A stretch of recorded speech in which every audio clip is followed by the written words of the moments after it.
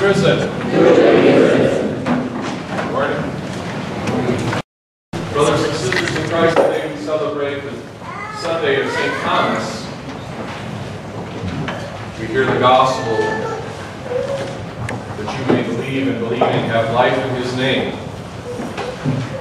And St. Thomas Sunday in the church is a very special day because for 2 weeks now the church has suspended the typical operation of holding memorial services. Throughout all of Holy Week and throughout all of Bright Week, we do not commemorate the dead as usual, which is something we do quite often.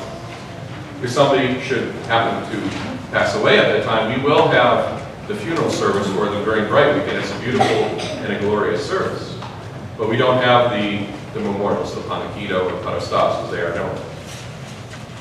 And one of the traditions of the church is either on this day or in Russian practice, the Tuesday after St. Thomas Sunday, the practice is that to not only have the memorial, but to go to the cemeteries and to bless the graves, to sing Christ is risen at the graves.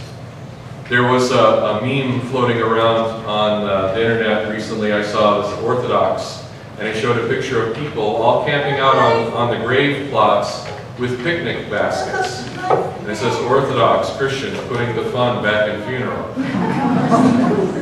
And even though they're not accurately pointing out the service, that is not entirely false. In that there is a great deal of joy. In fact, we call that day on Tuesday, in Russian it's called the day of rejoicing. The day that you go to the cemetery is the day of rejoicing. And when I was a child, I remember very vividly on this Sunday or a day around it, depending on when the priest was available, we would go to the cemetery and we would bless the graves of our family members, and it would be like a little picnic, and we'd pull out all the, whatever weeds had grown or whatever, and get everything prepared and beautiful for the summertime.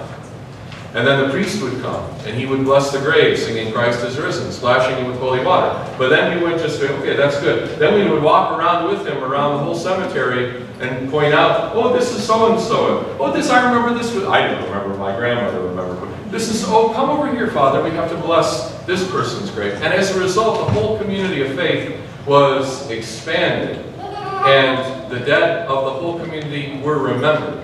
And it was a beautiful event, a very profound impact on me as a young person. I love cemeteries. People are afraid of cemeteries. For me, cemeteries are a place of joy when I go there. And what we think about cemeteries and how we think about remembering our dead and how we think about conducting funerals and memorials and so forth, brothers and sisters, is extremely important because it is indicative of our understanding of our fate after death and our understanding of the resurrection.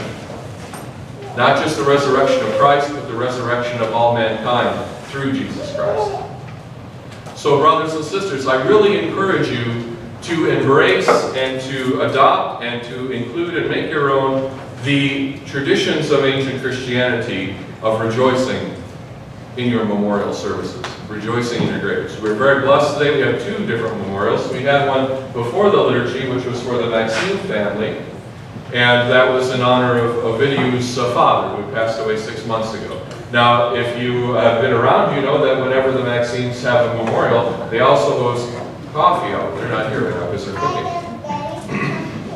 And when they do it up really beautifully. And there's always a lot of food, and it's really good. And that is also a very important tradition. So if you have somebody you'd like to remember in your family, it's a wonderful offering to bring to the church, a meal for all of the people to share in their memory. Again, when I was younger, I remember when my grandmother and my great aunt, the 2 sisters, Simeona and Anna, named after St. Simeon and Anna, at the presentation of the Lord, would have these wonderful meals. And not only did they bring food for everybody, but they had a local bakery bake little breads called kolak for everybody who came. So there would be like baker's racks of breads, and I got to pass them out to every single person. So not just the little croutons worth of prosphora that Sunday, everybody got a whole loaf of bread. And those who were involved in the funeral service, because we remember those things, who was the pallbearer, who did this, who did that, they got special gifts. They got like towels, special white towels wrapped with a black ribbon. You've seen these maybe in other traditions. There's all kinds of traditions like that throughout the Orthodox world. And they reflect this, again, this understanding that our life continues. Our life continues after death, and we anticipate the resurrection of the dead. We anticipate our own bodily resurrection. And when we say we believe, and believing we have life in His name, it's not figurative. It's not just a symbolic, oh, yeah, we'll continue. Yes, our bodies, they decay and they go back in the elements, and the matter is not really destroyed. The energy just disperses back into the cosmos. Well, God has said, I will bring that energy back together again, and the special matrix which makes it your body will be restored. And not only that, it will be transfigured and revivified so that it will never decay and it will never die again. But this path is the path we take to get to that point. Just as Christ took that path for us and opened the door beyond it for us. You'll notice here, you're wondering, what's this bread? What's this stuff? There are two offerings which Orthodox traditionally make in memorial services. Some might do it differently than others. Again, you have local variations. The first is a bread. This is a bread made in a weave kind of pattern, a braided pattern, and it's an egg bread, a challah bread. And then this is what's called koliva, which means wheat. And both of these things remind us of the Lord's teaching as well, that unless a grain of wheat should die and go into the earth, nothing will grow again, right? So you have to plant the grain in the ground to make it rise up again. So our bodies have to be planted into the ground so that we can rise up again. And the koliva reminds us of that process, and so we partake of it. It also reminds me of the grain offering in the Old Testament, that people would come and they would bring the grain offering. So it's kind of a New Testament version of the same idea as well. So there are many, many traditions, and they're not just fanciful traditions for men, but each and every one of them is a testimony to our faith in the resurrection. Each one of them is a chance for us to share the joy of Pascha, not just at Pascha time, not just at St. Thomas time, but throughout the entire year. So I encourage you, if you have people that have passed away in your family you'd like to remember, I know a lot of you are saying, well, they weren't Orthodox. Should I commemorate them? Yeah, why not? Why not? When we get to heaven, we're all going to be Orthodox in the ultimate sense of the word, because we will all know the true faith. There will not be rooms for different groups. I'm going to the Lutheran heaven, I'm going to the Baptist heaven, I'm going to the, there won't even be Orthodox heaven. It will be, everyone knows the true glory of God who's there. There will be no variation, no confusion. It will be one body, one faith, one God. So include those in the names, it's fine. It's fine. So may God bless you. And again, there is a list here, names of mothers, godmothers, grandmothers. Oh my goodness, I see we're on to the second page.